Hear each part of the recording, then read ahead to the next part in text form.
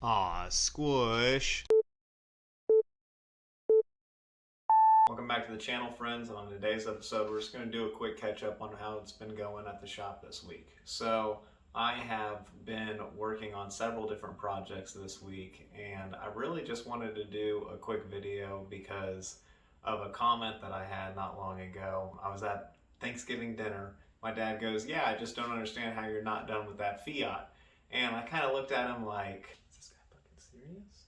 And I thought about saying something, but it's Thanksgiving and I'm just gonna let it slide. But I do just want to take everybody through a week of what it's like doing a channel, and on top of that, having a job where you work 40 some odd hours a week, being married, plus I do have 3 dogs. So here it goes. This is my 1977 Fiat Spider 124. I have done absolutely everything to this car. When I originally bought it, it only had the rear axle installed and 2 wheels. And it looked like somebody had taken it apart and spent probably close to $7,000, and then they threw it in the garage and never worked on it again. If anybody on here has built one of these, they definitely know that the struggle is real. The front of the vehicle is smaller than the rear of the vehicle, so every piece has to grow in height and actual width as it goes back. Every panel is stacked on top of each other, starting from the middle going outward. So the panels that are on the edge have to come out if you want to work on the centerpiece. The main thing this week was the A-pillar reinforcement. It was not fun at all. I ordered it from a reputable dealer and I was not able to get it to fit right off the bat, just like any body panel that you order. That's going to be a repop piece or whatever you want to end up calling it. I ended up having to do quite a bit of trimming to it, bending, and on top of that, it just blatantly wouldn't line up the way that the other one did that I took off. So I did have to do quite a bit of modification to that, and it took me probably a good 10 hours to get proper before I was able to paint everything and then weld it up. I was able to get my F-250 finally moved into the paint booth. I'm going to be able to finish up the paint on the frame, and then I believe I'm going to go ahead and remove the front section and make sure everything looks fine there, because rust can tend to hide there. Mazda 323 GTX that I've been working on, the trailing arm on the driver's side was very, very bad. The bushing was actually just sliding on the trailing arm in the back by the spindle, and so what I went ahead and did was removed it, and I was able to get both of them out. The passenger side actually from soaking it and then putting the bolts back in the rear, because it's a sleeve on top of a stud that gets screwed into. Those are notorious for being seized in there and you're having to break the control arm away from the bushing, and then once you're able to get to the bushing, you can cut it off then, or burn it off is what some people do, but I don't like to set fire to things on a car. And then you're able to torch the sleeve and slide it off. But the bushings that I ordered, unfortunately, only worked for the front, and they didn't fit the rear at all. Now the trailing arms, those are C-channel shaped instead of being square tubing, so I am going to make sure to box those in.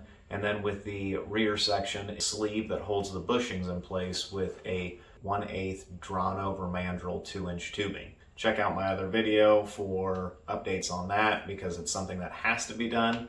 I mean, it's not like I have a choice if I want trailing arms or not. I have to have them. I went ahead and did new ball joints in the front control arms on my Mazda 323 GTX. Of course, it always turned into a situation where one of the bolts that was installed beforehand was the wrong thread pitch, and it was completely mangled. So what I had to do was go find a new bolt. I got lucky and I found one that didn't have a threaded portion on it, and I was able to cut it to length, but the head of the bolt was the wrong size, because the way that the GTX control arms are is they hold the bolt for you.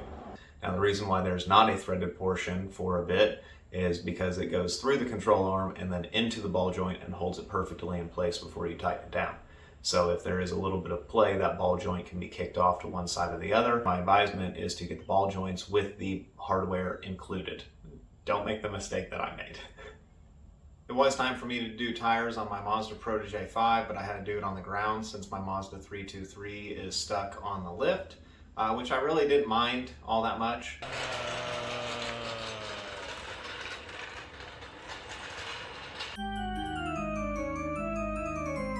one honorable mention I have is going to be my coworker Jaden's Mazda Speed 6s. He actually got 2 of them, and we are rebuilding one right now with a 2.5 block swap on that one. He is keeping it pretty stock, besides potentially doing some polyurethane motor mounts, and I hooked him up with a ram air intake. It will just be kind of like a stock build, but with a little bit of add-ons to it, maybe some exhaust work, and he has 2. So he can go ahead and have backups for everything. And as always, go ahead and help out your buddies whenever they need help. If somebody is having a rough time with a project, or you feel like you've seen a project in their garage for quite a bit, why don't you just come over and help them for a day? It might give them motivation to get back on the project and potentially finish it out. Plus, all of this car stuff is supposed to be a car community situation. So I just wanted to remind everybody that it is cool to go and help your friends out, and if they don't want to return the favor, then they're probably not your friend. So you don't really need to hang out with them anyways. Also, on my wife's 2018 Mazda 3 hatchback, after I did the lowering kit, I was hearing a clunk while we were driving down the street, and I was in the passenger seat, so I had to diagnose the vehicle. Now, when I was on the driver's side, I couldn't hear it at all, and it turned out to be a sway bar in-link, which is what I thought. But I always try to be as cautious as possible because I just did a lowering kit on it. So I wanted to make sure it wasn't a situation that I put us into. My wife is not a spirited driver. She does love vehicles and loves the beauty of them, but she is not one of those people that likes to go blazing down the street, and especially take turns like what I am talking about would be affected because having a lowering kit. Now, if she was taking this to a track or anything of that sort, I will probably worry about getting adjustable sway bar in-links, which is always a good advisement if you lower your vehicle quite a bit, or if you want to just fine-tune the suspension. I might just go the route of getting a regular sway bar in-link for now and seeing how well it functions. Now to talk about some stuff that's a little bit tough for me. My wife's father was diagnosed with Parkinson's. And I will be providing a link of information where if you'd like to donate, or if you'd even like to just share the story. Anything is really greatly appreciated, but it is meant to help with his medical care and make sure that he doesn't get behind on his bills. On top of that, he is going to move to Oklahoma to be around family, and so he needs to sell the place that he lives at now. And he is like me, he loves projects. So this money will be helping to provide any sort of assistance that he needs, either it's fixing the house or any sort of medical bills, anything like that, just making sure that he doesn't get behind. My wife has provided information and a little story about what's going on, so make sure you give that a read.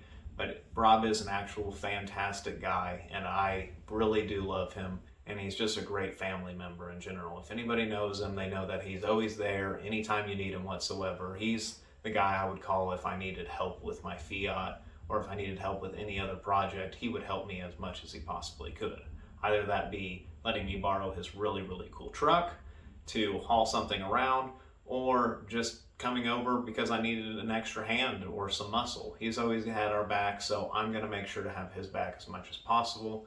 So make sure you check out that information, and I will provide a link for you guys.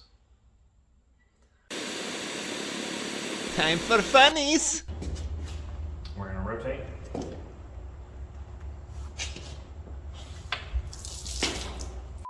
And spill shit all over your friend. Yep. Could have sworn we already did that. We already drained it all out. Didn't we turn it to the side intentionally to make sure that didn't happen? That was dope. All right, go clean yourself up. Corny high five. Oh, that was hilarious.